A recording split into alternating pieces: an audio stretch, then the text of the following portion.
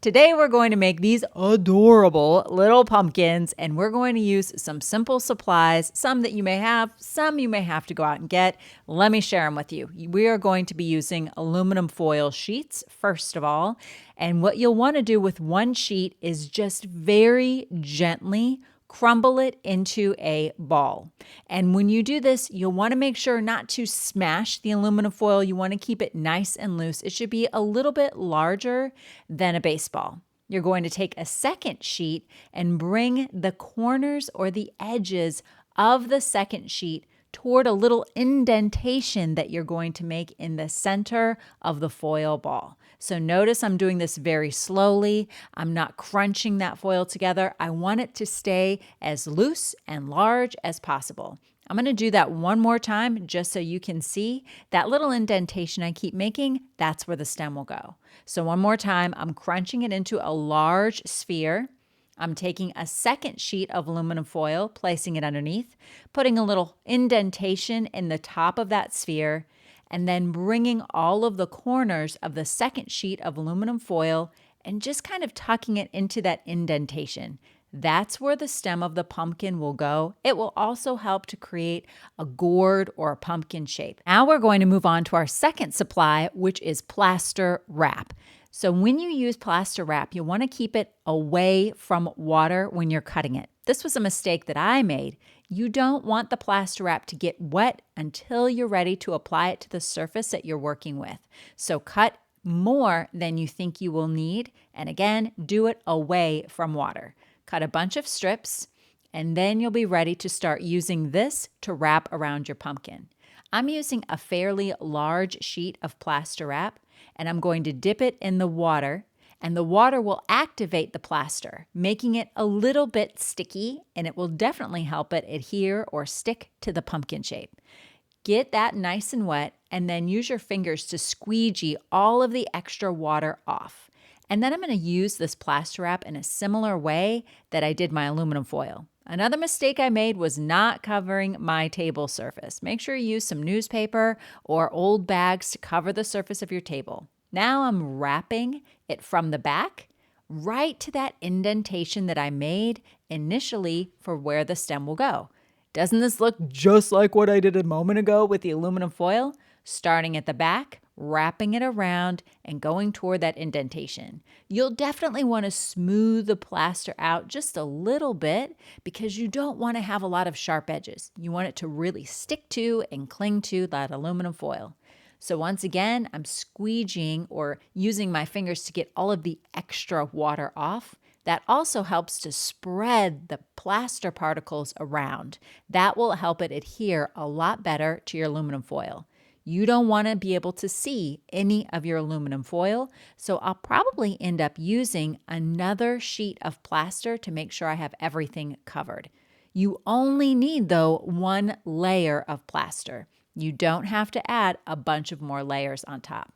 Now that my whole thing is covered, I got some sticks from my yard, and I just stuck the stick in there and allowed it to dry right inside my pumpkin. The plaster acts like glue and will hold it in place. But if it doesn't and it falls out, just use some regular glue to put it back in. Now you can make your pumpkin any color that you want to. I decided to go with a bunch of really bright colors, and I'm using a kind of paint that's called acrylic paint. Acrylic paint is going to really do a good job of sticking to that plaster in my pumpkin.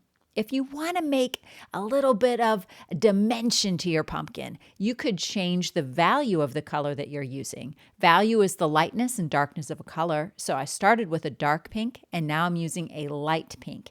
And what I'm doing is just kind of creating some light pink stripes around my pumpkin, and then I'm blending it in. And what that will do was to give my pumpkin a little bit more depth. I decided to use a couple of different colors for my pumpkin, and then I did go ahead and make one that was orange.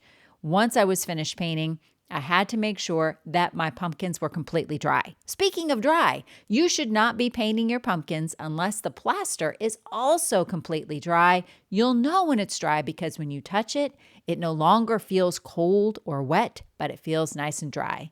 I decided to paint my sticks a nice bright green, and I used the same color of acrylic paint on all 3 pumpkins. Now let's talk about pumpkin faces. Before you do, though, allow those pumpkins to dry before painting a face. Faces can be a little bit tricky, so while your pumpkins are drying, why not practice on some scrap paper? I'm practicing on the newspaper that I use to paint my pumpkins.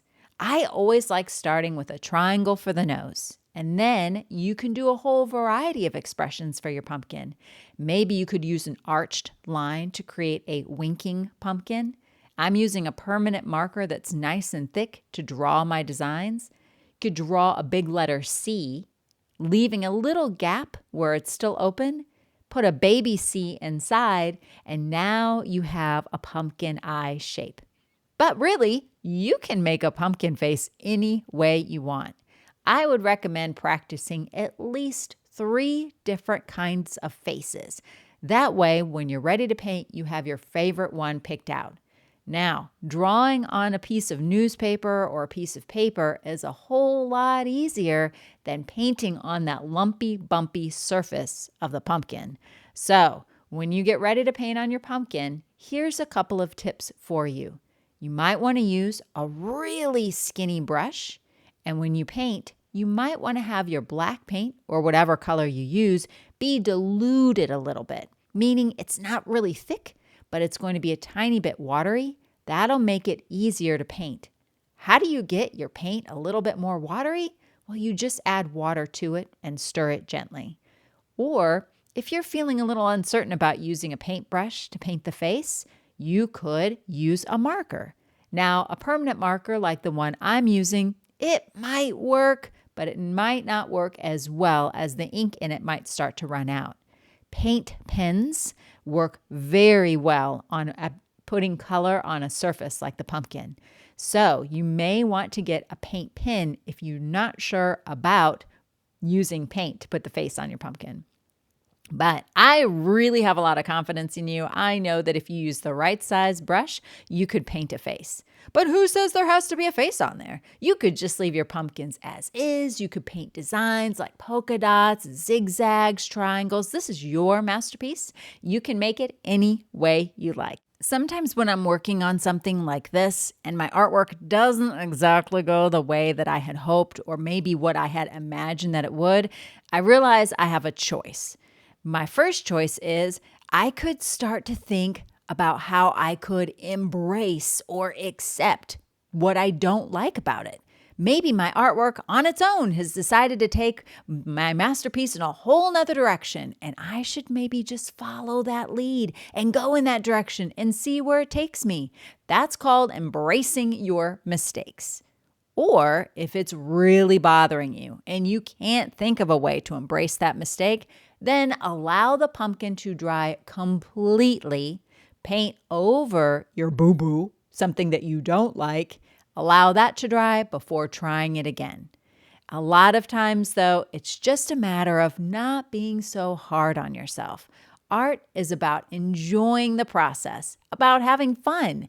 It's okay if your pumpkin didn't turn out exactly like what you had in mind. I know this one and others that I made weren't exactly what I had envisioned, but I sure was happy when I was all finished with how they turned out. So, after you're finished painting your pumpkin, allow it to dry completely. Every time you do a step in this process today, you'll need to make sure to allow everything to dry. If you get in a hurry and you start to paint on something before it's ready, oftentimes it'll be difficult. The paint may smear and it may not turn out exactly as you like. Now, when you're painting, you might want to think about some other things you could add. I was thinking about how I could add some leaves to my pumpkin, or maybe even some vines, or some highlights to the face. So we're going to talk about how to do all of that. But once again, before you venture down that road, make sure you let everything dry completely. Ah, yes, here we are. Let's talk about how to make those leaves. Now, you could use paper to make the leaves. I decided to use something called felt, which is a thin piece of fabric. I started with a rectangle of felt that I folded in half, nice and tall. And keeping it folded, I used my pair of scissors, and I decided to cut a vertical line up. That's going to be the stem of my leaf. And then I just created a curved or an arched line, clipping off those corners of the rectangle. There, I have a leaf shape, but if I want the leaf shape to be a little bit more detailed, I could use my scissors and cut a little bit of a zigzag line. So I'm just cutting in and then back out to create a zigzag. Now, to create the leaf shape, to have it hold in its shape, I'm just going to add a little bit of either hot glue or regular glue at the base of the stem so that it stays folded just like that. To make the vines, I'm going to use a pipe cleaner and my permanent marker. I'm just going to wrap my pipe cleaner around that permanent marker, slide it out, and would you look at that? I've got myself a vine. Hot glue or regular glue those two together before gluing it into your pumpkin. If you want to add highlights, which is just another step to make your pumpkin even more fancy, allow it to dry completely before you add those lines. I cannot wait to see how amazing and adorable and creative your pumpkins turn out to be. Most of all, I hope that you guys have fun. Toodles!